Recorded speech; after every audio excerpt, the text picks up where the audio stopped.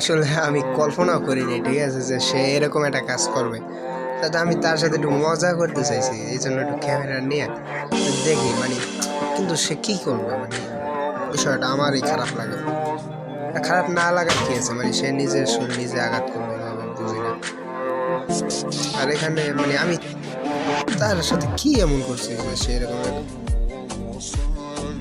দেখ, আপনারা কেউ কখনো পাগল চেতাবেন না, ঠিক আছে? পাগল চেতানো ভালো না। দেখা যায় এমন সময় এমন একটা ক্ষতি করবে যে তিনি আর বেঁচেই থাকবেন।